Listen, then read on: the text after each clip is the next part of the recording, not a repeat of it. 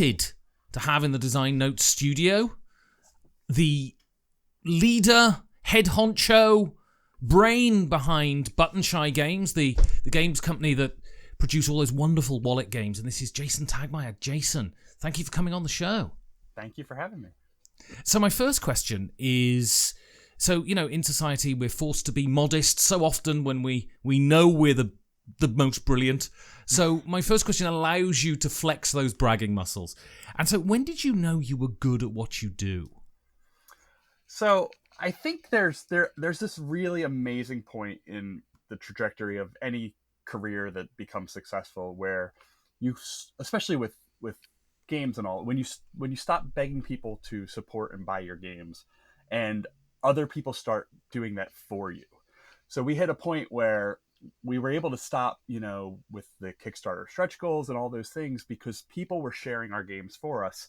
And the community was growing without our begging and our involvement to a degree. So stopping that begging was crucial in both knowing we were successful and my stress and sanity. The begging just sometimes it doesn't work and it makes you feel very unsuccessful. So there was a turning point there for us. And what do you put that down to? Was it one particular game? Was it just, a critical mass? It was, so we're unique in that we do a new game every month, and we've been consistent for many years now. So I think it was two things. One, we had Sprawlopolis hit very big. That was our biggest Kickstarter to date, and it's still it's our, best rated and best selling game. But at the same time, we were hitting a number of we were up to 40, 50 games at that point. So every one of them brings a little bit of a community to us. So it brings people to our website to buy games. It brings people to our Discord, and it sort of exponentially grows as you release another 12 games each year. So I think it was a combination of both of those hitting at the same time. And so how did it feel? Was there a point where you sort of said, oh, I'm not begging anymore, and you registered it, or was it just sort of a gradual development? It was sort of gradual, but I was acknowledging as it was going because I hated the begging. I really begging people to, the old stretch goal thing was we need you to, help share the game so we can get to these higher numbers and give you more unlocks. And it was always about, will you share the game for us? We'd post an update and say, everybody post this link. And it just felt very false and very bad to me. So as we were able to sort of drop that a little, I could tell we were improving. And we made a very specific stopping point where we said no more stretch goals, no more begging. And that was right after Sprawlopolis. We said that did it. And we're gonna ride from there and make that our the end of all of that. And at the same time, I quit my job that month. So it all really hit right after Sprawlopolis. And so quitting your job is a huge thing. What was there any what's the word I'm looking for? Was there any nervousness when you quit your job, or were you at a point where you thought, I've got enough cash, I'll be all right for a bit? It definitely wasn't cash. It was 100%. I have too much work to do to fulfill this campaign. That if we want to, it really was a point in. I was very stressed out with my job. I was doing Button Shy a ton of hours every week and complaining every week that I can't make Button Shy grow if I continue my job. So it's either it's going to stay at this level forever, I'm going to be really stressed out and do both things forever, or one of them has to go. And I hated my job. I loved Button Shy, and I said, and I couldn't afford it. I absolutely couldn't afford to do it. I had 3 kids, everything. So Sprawlopolis hit, and I said, I can't fulfill this, and I can't grow this company at all if I don't quit my job. And we talked about it. I took on a part-time job for 2 months just to play it safe, but I had to quit that too because when Sprawlopolis actually came in, it was just wild. And it was only me and my wife at the time with a campaign that was 5 times bigger than our next biggest. And so what was the journey that got you to the wallet games? Because I think most people watching this might not be aware of your name particularly, Sure. But they will be familiar with Button Shy, and what they will all be thinking is, Oh, they're the games that come in those little plastic wallets, right? I mean, what was the journey that got you there? So I have this like I'm very interested in the games that I've always loved are games that are part of a series. So I always loved things like HeroScape. HeroScape was the product model. More than any game, I adore product models. So HeroScape really connected with me in these base games and then the expansion releases. And then a lot of what Fantasy Flight was doing with like the living card games and these constant releases. So a friend of mine had a game called Movie Plots. It was like 12 cards, and I was looking at it, and it was right when like Love Letter hit. So microgaming was not really a thing yet, but it was becoming a thing through Love Letter.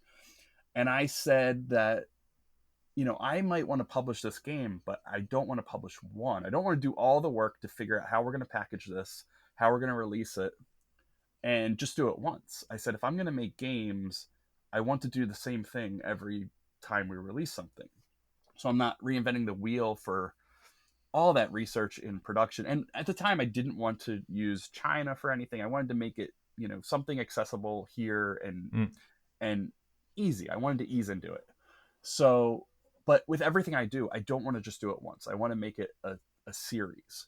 So I talked to my friend about that game, and then started talking to other friends that were designing games at the time, about what can we do with 18 cards, because 18 cards is 3 sheets of those make a 54 card game, or however many, whatever the printer does. But it worked out mathematically for printing and everything like that. So I just wanted to do it as a series, and found enough people that were interested in trying it out, because it really is a design inspiration, because just how do you cram a game into that? So finding designs wasn't hard. I had a lot of friends. I was already designing games myself and had something published. So it kind of went from there. But I started the first game with saying we're doing them monthly, and it went from there. And so what did you do before Button Shy, and to what extent did your previous career help you with starting a board game publisher? So I've always been into creative arts of some sort. I've played music all my life. I've played in bands. And with that comes, like, how do we produce a CD? How do we produce a record, a poster, all that stuff? So I've always been really interested in production at the same. So creativity meets production is where my interests lie. So like 2008 or so, I found a place called Guild of Blades, which was a game store in the Midwest, I think, that did print on demand card games. And really, they just printed cards and had a paper wrap that went around a white tuck box. And you could order them from their site. You could order one, or you could order like 20. So I made a bunch of games and got them printed through them. And that started kind of moving my creativity and production from music and writing and other things I've done into gaming. And discovered the Game Crafter after that, and then just kind of went wild from there. And started designing on my own, because it's, you want to get games into publisher hands for many reasons, just to kind of get yourself out there and kind of get into the industry of sorts. So it was kind of all that happening at once, just getting into gaming. But it really is, I just love production, I love creativity, and I will release any product that combines the two of them if I have the opportunity. And so how important is it to you that you produce games in America, and that your model is based around not dealing with, manufacturers in far distant lands? So nowadays we print cards in China, we print cards in America. We do both, but we print our packaging and our rules all in America, and we hand assemble all of it. And it's sort of, I almost wouldn't have it any other way, and also it sort of can't be any other way.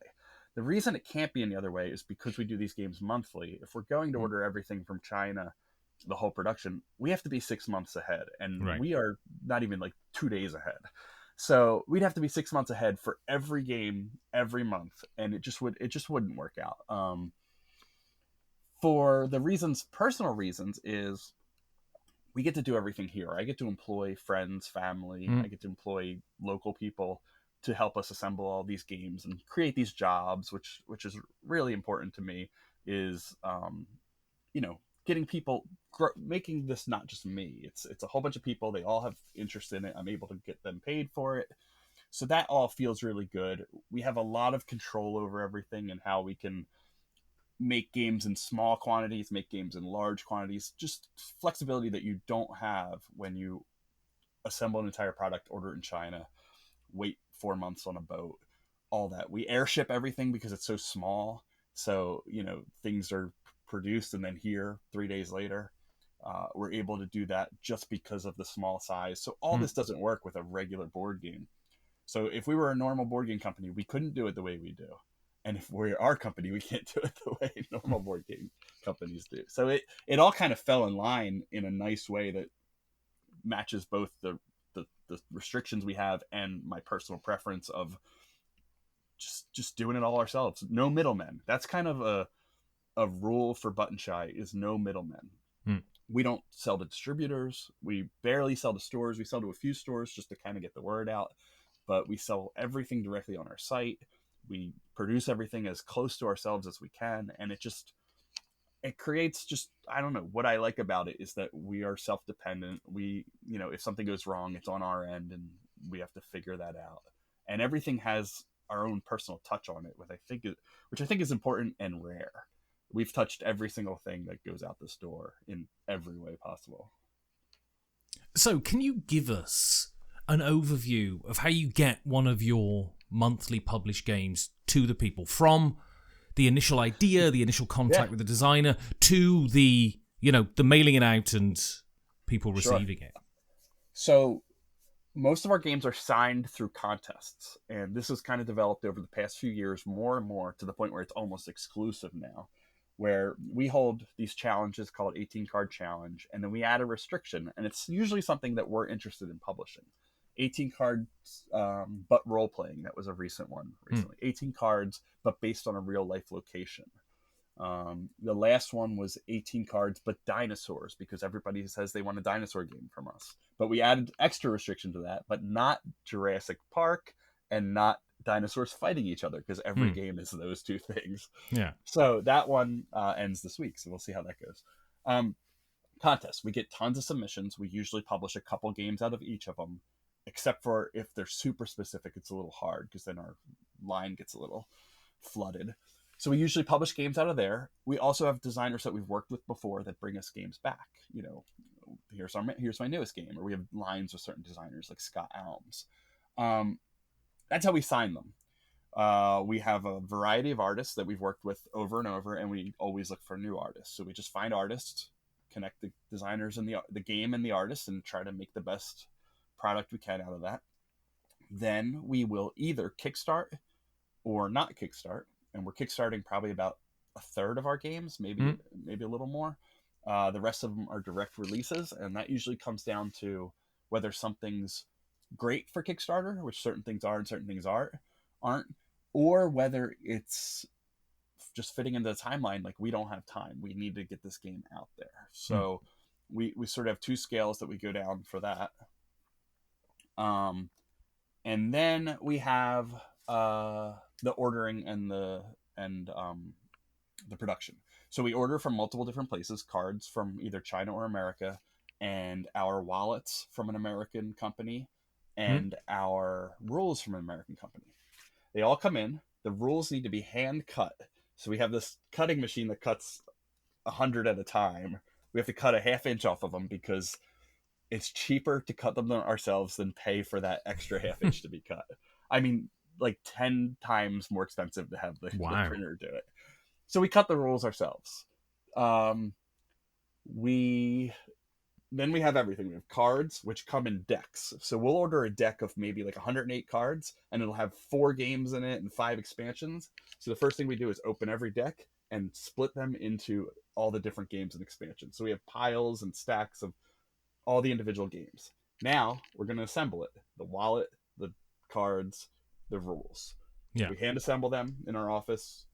People can usually do like 50 to 100 an hour, something like that. And then it's time to ship them out to everybody. So we mail them all out of our office. We have a UK hub that we mail once a week. We send a package there, and we'll mail them strictly to the UK. Starting to kind of look for other, other little hubs like that as well. But that's it. Everything, everything's just here in our office and handled by our small team. And so, you hand cut your rules, you hand assemble your games. That implies basically it limits how big as a company you can grow. There are many publishers who've been around a sort of similar length to you, and you see them gradually expand into greater and greater games, and they end up employing hosts, relatively speaking, for the board game industry of people. Is it important to you that your company stays a sort of family thing, a small thing, an indie thing? I think so, because we've talked to other bigger publishers about opportunities and working together. And for me, it's always been, we do what we do well. It's been slow growth. So while we've grown a lot, it's never jumped to a point where we were just like, we can't do this anymore. The one time was with Sprawlopolis. I had to quit my job. Since then, it's been managed fairly well, which is surprising with how terrible of a manager I am. But it's been a slow growth. So, but other publishers have wanted to get involved with us, and we've always said, like, how about we like work on a different thing? Like, how about we work on a game together instead of kind of handing over anything, instead of jumping into mass production and basically what I consider selling out. Like, everything is so punk rock in what built up Button Shy. It feels so, it has to be us or it's not the same. And I'm sure a small percentage of customers would agree with that, and everyone else wouldn't even know the difference, I'm sure. But it's very important that there's, and I said it before, but there's nobody between us and the customer. There's not a single person. So we talk to every single customer. We are so direct in that contact, where I feel like that's half of what Button Shy is just nobody between us and the customer.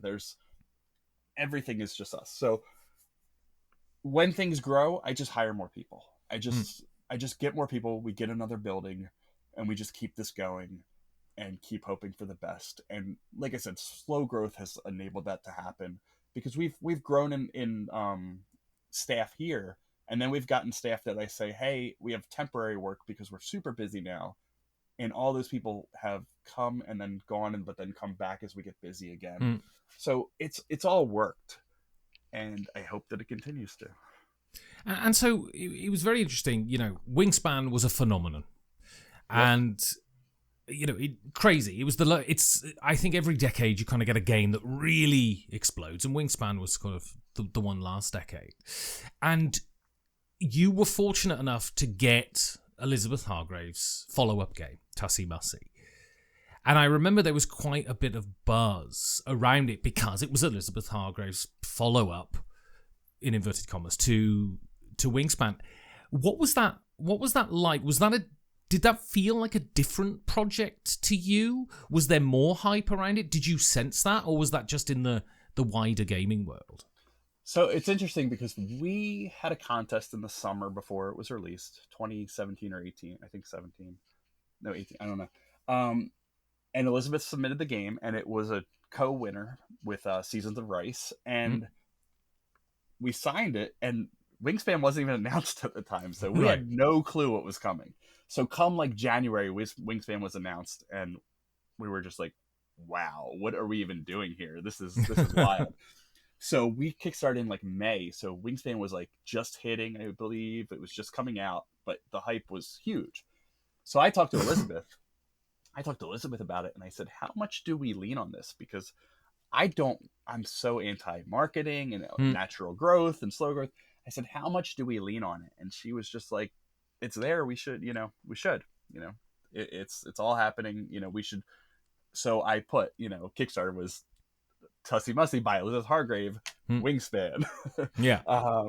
And it was one of those moments where I felt like I was stepping just a touch over my line, but at the same time, I was like, it's not like I'm lying. It's completely true.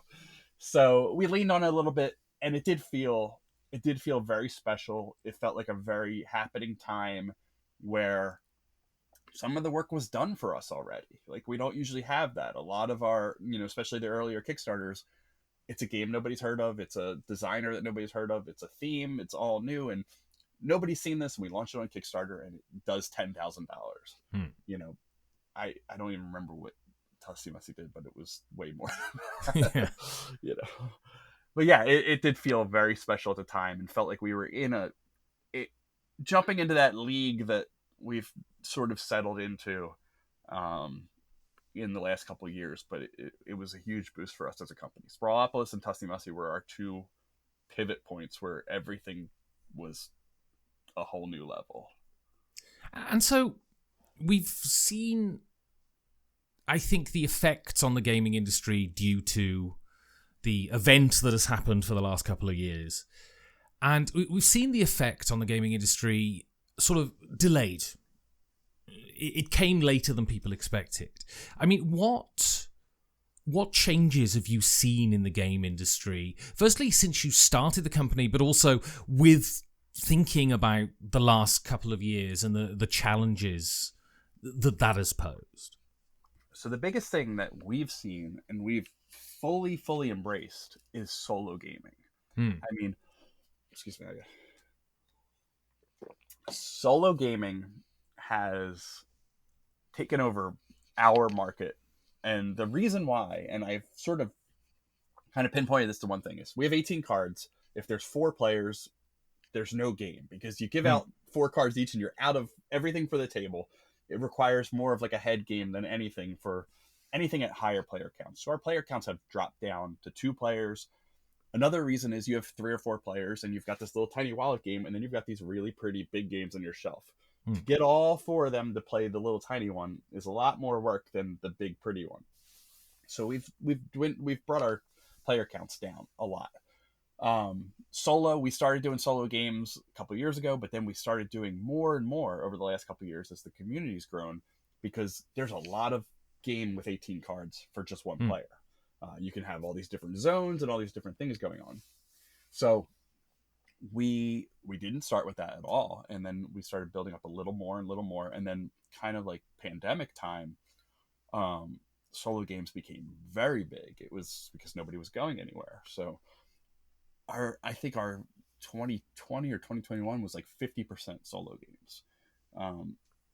Even now we're like 50% solo games. So solo gaming has really taken over for us. And the biggest shift I see outside of that, I mean, a lot of the shifts I see are player count, but also, like, when you used to think of 18 cards, you used to think of those heady, deduction games and things like that. And there's such a small market for that right now within our grasp. And I think it might be us more than players, because we used to sit outside of like the board game crew. We used to sit outside of Board Game Geek. We didn't even use Board Game Geek for too much.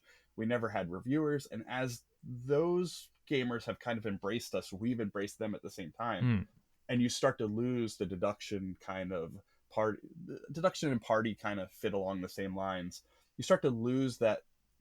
It's not so much the casual crowd, but it's more of the casual game. Like, I think we still have the casual crowd, but they're playing our less casual games. But I do think that the casual game itself, especially at 18 cards, has started to kind of fall aside and become a harder sell. So, going on to the future then, what does Button Shy have coming out? And I mean, obviously, you've got quite a bit, as you publish one game a month. Yeah, we have a lot going on right now, and as the time that we're recording this, tomorrow our Naturopolis campaign goes live, which is the 3rd in the Sprawlopolis series, and it's a huge campaign because it's just so many expansions from the entire collection of Sprawlopolis up to date. So that's going up tomorrow, and hopefully that all does well. Coming soon, we have things like a game called Wild Tales, which is was the winner. Was it the winner? I believe it was the winner of our Legacy Challenge, 18 cards but Legacy, which was like, how do you do that? And excuse me, Dustin Dobson and Milan Zivkovic, who we've worked with Rove and Skulls of Sedlick and a couple other games, Battlecrest, they nailed it with this Legacy game about little critter pirates, and it's amazing. So that's coming like Black Friday. We have another game from Elizabeth Hargrave on the way, Picky Pixie, which is very much, and when I say deduction, not social deduction, it's deduction of elements on cards. A really cool game where you're a player, has the solution to this little puzzle with all the cards, and everybody else is playing cards and trying to figure it out. Has a little bit of a flower theme going on as well, which ties it to our game Tussie Mussy. Scott Alms, we've got more games coming from him in our what we call the Simply Solo line. There's Fishing Lessons is going to work its way out. That was just kickstarted, but the next one called The Royal Limited, which is a train game, is coming out soon. A couple solos from Stephen Aramini, who's done Sprawlopolis for us, and then we're diving into like apps. We're working with an app developer on 18 card games, but as apps, which is interesting and sort of different. And then all kinds of other silly little things. Our role-playing line's continuing. We're doing a couple little boxed games that we're going to hand assemble in small quantities, and just kind of putting everything out there and having fun next year. And so when you think of Button Shy, what niche do you think you fill in the gaming world? I mean, we've obviously embraced that micro gaming and small gaming and pocket-sized gaming. And I always say that we do things a little bit differently, which we do. We do embrace Board Game Geek, and we do embrace reviewers and things like that. But we really, I say like 50% of us is community. Like we have this growing line of tiny games, and this huge group of passionate people that want all of them, which is incredible because they're so varied and different and don't fit the same gaming style. So I think we fit that, that collector mindset, but collector community. Like to me, like I collect a lot of things like action figures and things like that, but more of the time than I'm actually collecting, I'm in that community observing new things and talking about it and all. So I think for the people that do embrace the community, it's so important to us and them that I think just creating this great line of games that goes above the line, and with our design contests, and we've got this design community that's all about 18 card games, whether we're doing a challenge or not. That all is so important to me, and I think and I hope that it's important to everybody else just as much as the games that we're releasing. So I've got two more questions for you. Yep. So you're at a convention, you're coming back from the loo, and you hear a table of gamers, and you hear Button Shy mentioned, so you sidle into a corner and you eavesdrop on them. What do you hope they're saying about you? So it's really funny because this has almost nothing to do with the question, but I was at a concert up against the stage in many states away from me. Nobody knew me, but I have these glasses. My glasses say Button Shy on the side of them because my wife ordered them and surprised me with the text on them. And the guy next to me goes, "How did you get Button Shy glasses?" I said, "How do you know Button Shy?" And he apparently backed the game, and I said, "I'm the owner." But what I want to hear from people, I like to hear that people were surprised at how much game was in 18 cards. I love to hear that they expected it to be so much smaller or simpler or less choices or worse artwork or cheaper feeling or any of that. And I really love to hear when people are surprised how much came out of that little tiny package. That's the ultimate compliment. Excellent. So one last question then. Why is gaming good? I really think that, it's hard. I mean, it brings joy to everybody, but I think that gaming is good because you're using your energy in a positive way. There's very few negatives in gaming. So we're either getting together or playing by ourselves, stimulating our brains, all that. But it's always positive. Even if it's a deep conflict game, it's just positivity. And there's so much negativity out there that, I mean, every time I'm gaming, I'm having a positive moment. So positive energy. So, if people want to get hold of you, if they want to see what Button Shy are up to, how would they go about doing that? So Button Shy on all the social media, Button Shy or Button Shy Games, depends on what we chose at the time. ButtonShyGames.com is our website, and then our Discord, which it's really hard to get people to tell people how to get to a Discord. But if you go to any of our Kickstarter campaigns and go to the updates, we mention our Discord. But seriously, our Discord is my entire day. My job has become hang out on Discord and engage with our community, and it's a great place for people who are interested in design, people who are interested in our games and have questions, or want to join in solo challenges and all that kind of stuff. It's just, I think it's like the heart of Button Shy, and it's grown to a great point. So I'd suggest anybody that's up for an online extension of a game company to check that out. Excellent. Well, Jason Tagmire, thank you very much. Thank you. This was great.